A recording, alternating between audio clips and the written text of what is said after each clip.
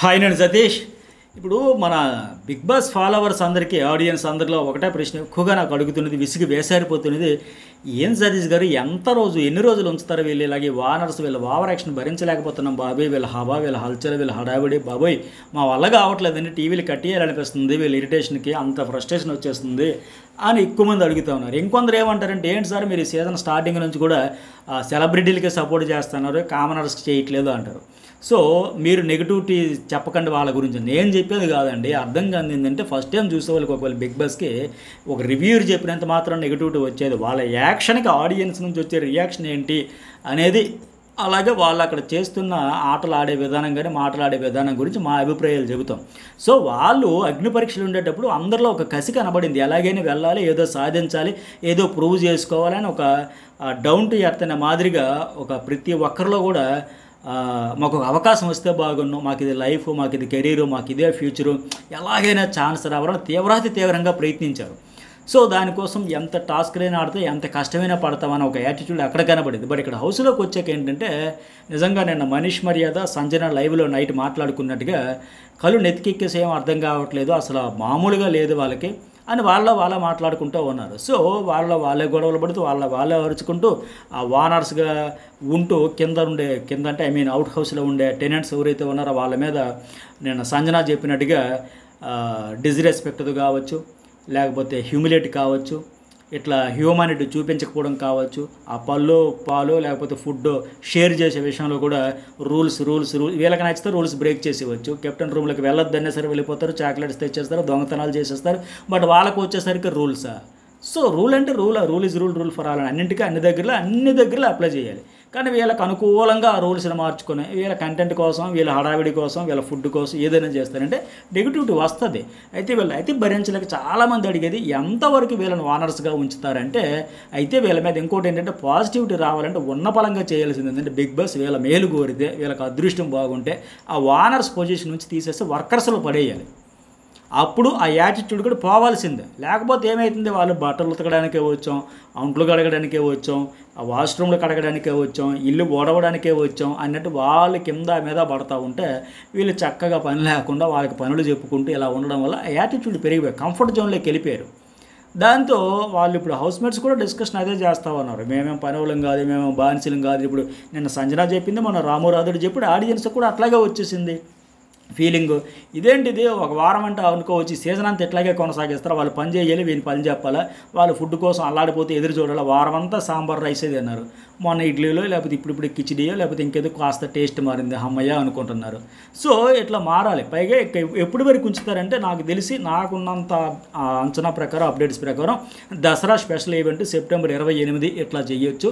ఈలోగా ఒక ముగ్గురు, ఇప్పటికి సృష్టి వర్మ కదా, మొత్తంగా కలిపి ఒక ముగ్గురు అవుట్ అయిపోతే అప్పటికి ఇంకా 12 మంది ఉంటారు, మరో 5 యాడ్ అవుతారు. ఎవరు వైల్డ్ కార్డ్ ఎంట్రీస్ రాబోతున్న వాళ్ళు ఒక 5. మనకి జనరల్గా బిగ్ బాస్ అంటే 19 మంది అనేది ఒక లక్కీ నెంబర్ కావచ్చు, సెంటిమెంట్ నెంబర్ కావచ్చు. సో అట్లాగా మరొక 5 యాడ్ అయితే ఆ 12 ప్లస్ మరి మొత్తంగా ఒక స్టార్టింగ్ 15 వచ్చారు, 9 ప్లస్ 15 వచ్చారు కదా. సరే మరొక 4-5 తీసుకొచ్చి అలా దసరా ఈవెంట్ కోసం గ్రాండ్గా ప్లాన్ చేస్తూ ఉన్నారు.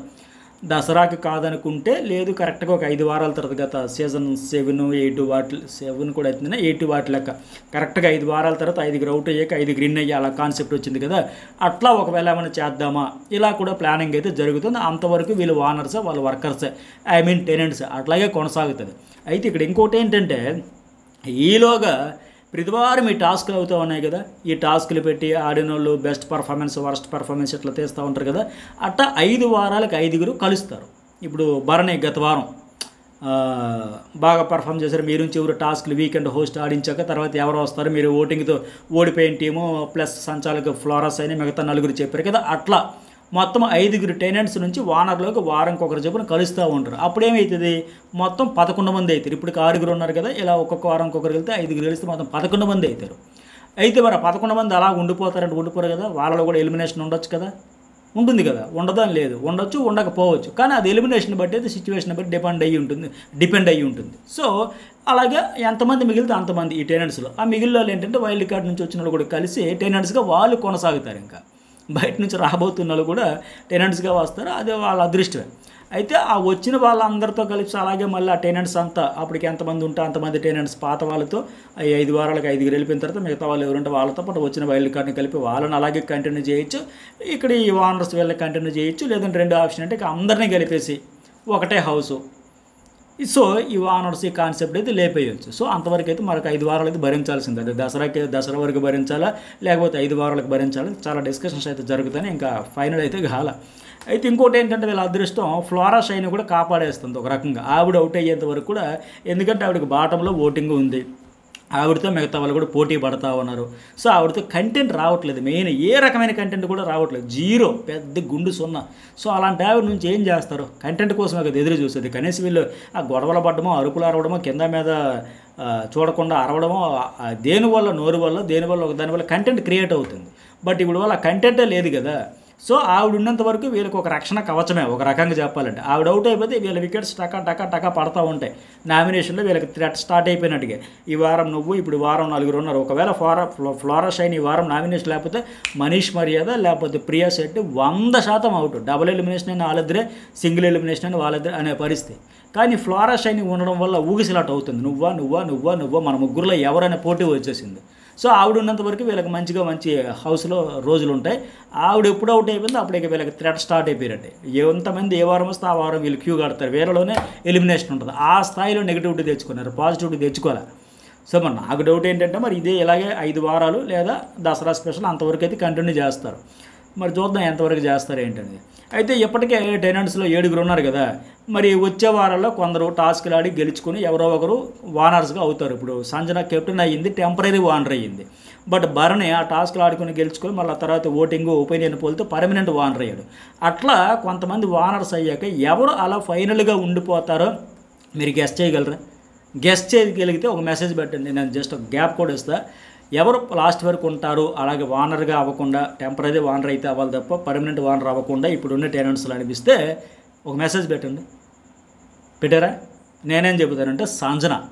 ఎందుకంటే ఆమె ఆల్రెడీ కెప్టెన్ అయ్యింది కనుక, నువ్వు ఆల్రెడీ కెప్టెన్ అయ్యావు, టెంపరీ వానర్ అయ్యావు, నువ్వు అక్కడ ఫుడ్ కూడా తిన్నావు, మేము ఇక్కడ తినలేకపోతున్నాం, మీకు ఛాన్స్ వద్దులే, మాకు ఇవ్వండి, అవ్వని వాళ్ళకి అవకాశం ఇవ్వండి అనే ఉద్దేశంతో ఆవిడ కూడా ఆల్రెడీ మానసికంగా కూడా ప్రిపేర్ అయిపోతుంది. 2 రోజులు మంచిగా ఫుడ్ తినేద్దాం, మళ్ళీ మన కెప్టెన్సీ పదవి పోద్ది కదా. సంజన తర్వాత ఎవరికి వచ్చే ఛాన్స్ ఉందంటే రాము రాథోడ్కి కూడా వచ్చే వారం ఒక ఛాన్స్ ఇవ్వవచ్చు. ఎందుకంటే ఫుడ్ కోసం ఇబ్బంది పడుతున్నాడు కనుక. మొన్న కూడా ఏంటిది వెల్లుల్లిపాయలు, ఇంకోటి ఏంటి సాల్ట్, కారం ఏదో సంథింగ్ కలుపుకొని ఆ తినడం కోసం చాలాసేపు అక్కడ వెయిట్ చేస్తే ఆ భరణి కూడా అన్నాడు ఆ రోజు ఎవరాడు ఫుడ్ కోసం చాలా ఇబ్బంది పడుతుంది, ఆ అబ్బాయిని పంపిద్దాం నెక్స్ట్ అని చెప్పేసి మొన్న కూడా చెప్పినట్టుగా. మరి ఇమాన్యుయల్కి ఇవ్వకూడదంటే ఇమాన్యుయల్ ఆల్రెడీ ఈ వారం కంటెంటర్ అయ్యాడు. నేను ఎప్పటికీ వీడియో కూడా అప్లోడ్ చేస్తా, చాలా డీటెయిల్గా ఉంటాయి, చాలా ఇంట్రెస్ట్గా ఉంటుంది. అది కూడా జర్నలిస్ట్ సర్వీస్లో అప్లోడ్ చేస్తాం. అందులో ఇమాన్యుయల్ కెప్టెన్ కంటెంటర్స్ టాస్క్లు వర్షం పడడం వల్ల కుదరకపోవడం వల్ల పిలిచి కొంతమందికి అయితే ఇచ్చి చెప్పి చేశాడు. అది ఎవరెవరికి ఇమాన్యుయల్కి బిగ్ బాస్ 4 సెలెక్ట్ చేయాలంటే భరణి, ఇమాన్యుయల్, మనీష్ మర్యాద, డీమన్ పవన్ ఈ 4 అయితే కెప్టెన్ కంటెంటర్స్గా అయ్యారు. సో మరి ఇప్పుడు ఆయనకి అవకాశం వచ్చింది. ఆ పై వారం ఇంకెవరికి ఇవ్వచ్చు, తనూజకు కూడా ఇవ్వచ్చు. ఇంకా రీతుకి ఎందుకు ఎవరంటే రీతు ఎటు వానరే, అన్అఫీషియల్ వానర్. కాకపోతే ఫుడ్ ఆవిడకి సమస్య కాదు, ఆవిడ దోస్తులు ఉన్నారు కనుక అఫీషియల్ వానర్ కాకపోయినా అన్అఫీషియల్ వానర్ అయినా సరే నేను డీల్ మాట్లాడుకుంది కదా, నీకు ఇడ్లీ ఇస్తా, నాకు పులిహోర ఇవ్వు, నీకు అది ఇస్తా, నాకు ఇది ఇవ్వని డీల్ మాట్లాడుకుని సెట్ చేసుకుంటుంది కనుక ఆవిడకైతే ఇబ్బంది లేదు. అందరికీ నీకు బిందాసమ్మ. వీటి హౌస్ మేట్స్ కూడా అదే ఒపీనియన్. ఇప్పటికే సంజన అనింది, మాస్క్ మ్యాన్ అన్నాడు, మనీష్ మర్యాద అన్నాడు, డీమన్ పవన్ అన్నాడు, అందరూ అంటున్నారు. ఆవిడ కూడా ఈ ఎక్స్చేంజ్ చేసుకుంటుంది కనుక సమస్య లేదు. సో ఈ ఆర్డర్ ప్రకారం వస్తే ఇక ఫ్లోరా షైన్ ఎటు ఈ వారం వచ్చే వారం ఎలిమినేట్ అయిపోద్ది. ఇక సుమన్ శెట్టి కూడా లీస్ట్ ప్రయారిటీ అవుతాడేమో అనిపిస్తుంది. సో ఫైనల్గా ఉండిపోయేది ఎవరంటే సంజన. మరి వైల్డ్ కార్డ్స్తో వచ్చి మళ్ళీ కొత్త దోస్తులతో కొనసాగే అవకాశం ఉంది. మరి అంతవరకు అయితే తప్పదు. మరి మీగా అనిపిస్తుంది లైక్ చేయండి, మెసేజ్ పెట్టండి, సబ్స్క్రైబ్ చేయడం అయితే మర్చిపోకండి. ఇప్పటికే జర్నలిస్ట్ సర్వీస్ ఛానల్లో లైవ్ అప్డేట్స్ ఏంటి, లీక్స్ ఏంటి, అన్నీ చాలా అప్డేట్స్ అన్నీ గొడవలు ఏంటి, పంచాయతీలో ఒక వీడియో మార్నింగే అప్లోడ్ చేస్తా. ఆ వీడియో చూడని వాళ్ళు కూడా చూడండి.